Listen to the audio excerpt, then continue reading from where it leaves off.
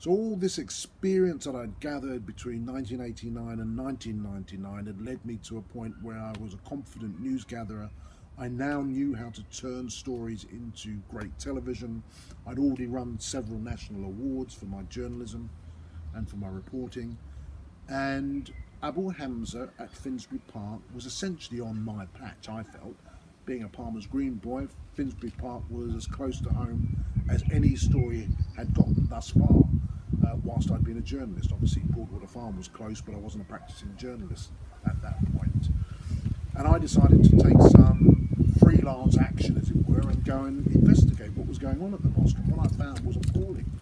I found young boys, hard to tell how old they were, but I would have said it, some as young as 13 or 14, watching these jihadi videos where people were being beheaded.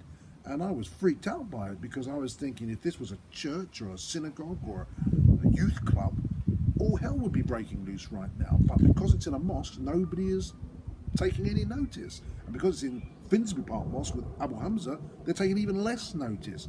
Well, I have to say, we thought they were taking less notice, but of course the place was crawling with MI5 people, but they were just trying to keep it under wraps because they felt it was important to keep track on Abu Hamza and all the people he was attracting who were unsavoury, and that was a way of controlling the spread of terrorism ideas and radical ideas.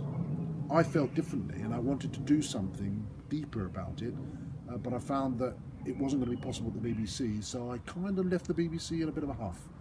And I went to Channel 4 and made the first undercover film in Britain's mosques of any significance, which exposed Abu Hamza for the nasty bit of work he was, and various other people in Britain's mosques who were unsavoury, paedophiles and the like.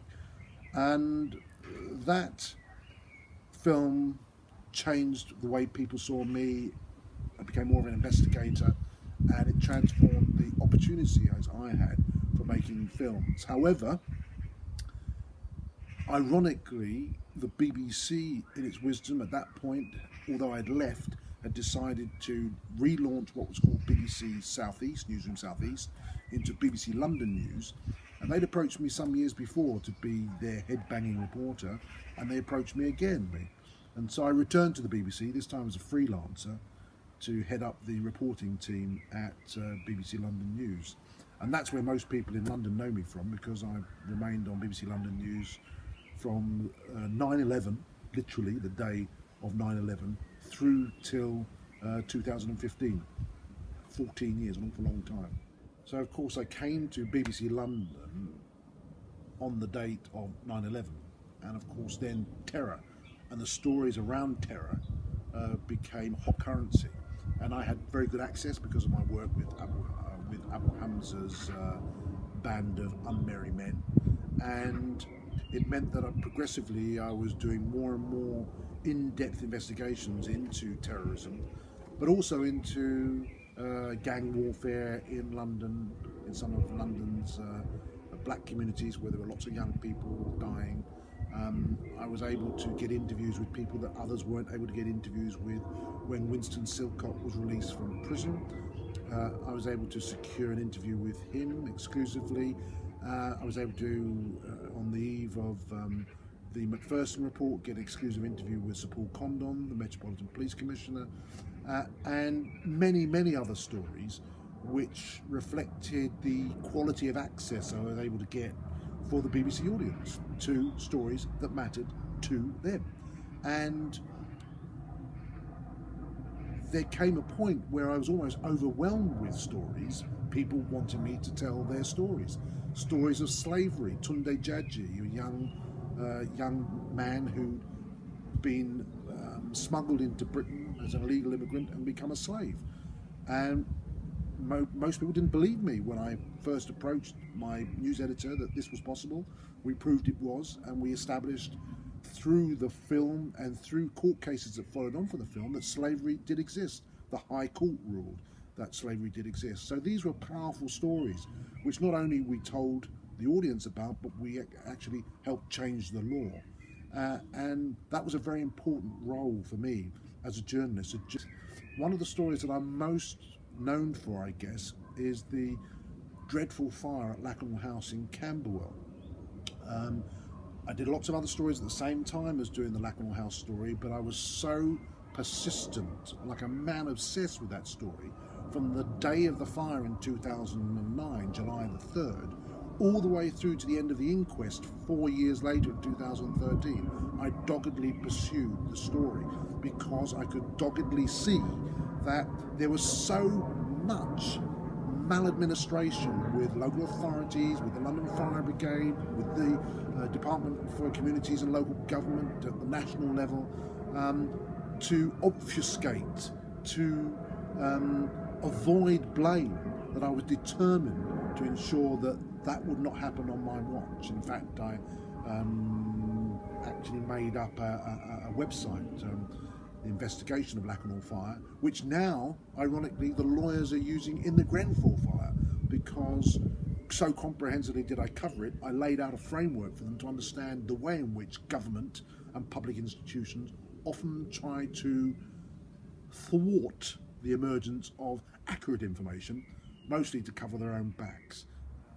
And there's that old London saying, isn't it? You can take the boy out of Palmer's Green, but you can't take Palmer's Green out of the boy. Well, it's not a London saying, but we kind of say it around here.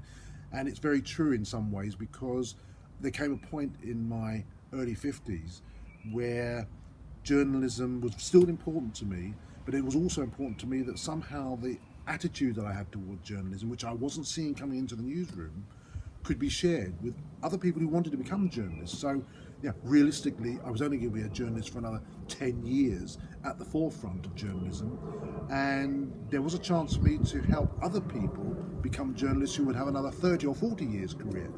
And the opportunity came up to become a professor of journalism at Middlesex. I was invited to take up that position, and it felt the right time to try and help translate my experience into student experience, to help them get a perspective on the skill set that they needed to go out and practice as good journalists. Of course, it doesn't mean that you stop being a journalist. I'm still practicing as a journalist.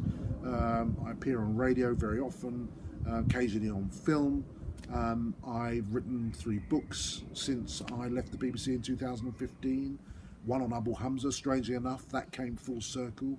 After 14 years, I decided we needed to tell the story of what really happened with Abu Hamza, including that he was on the payroll of MI5. We had learnt that through the trial of Abu Hamza in New York in 2014, and we were one of the first people to put it in print.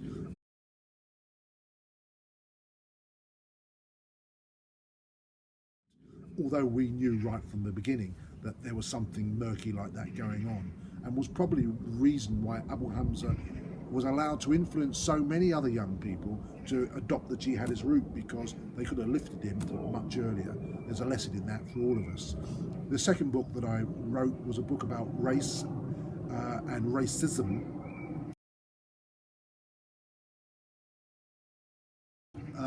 And actually, funnily enough, in that book on racism, the R word, there's quite a lot of my Palmer's Green upbringing there. My approach to understanding the idea of race and the impact of racism was coloured somewhat by those early experiences, whether it be at primary school, whether it be at nursery even, because there were some incidents at nursery, whether it be at secondary school, or then moving on into the wider world. And then the last book that just come out, in fact it came out in Germany, then Britain, then now in the States in June 2018, a book on Germany and how it descended into chaos and totalitarianism in the 1930s.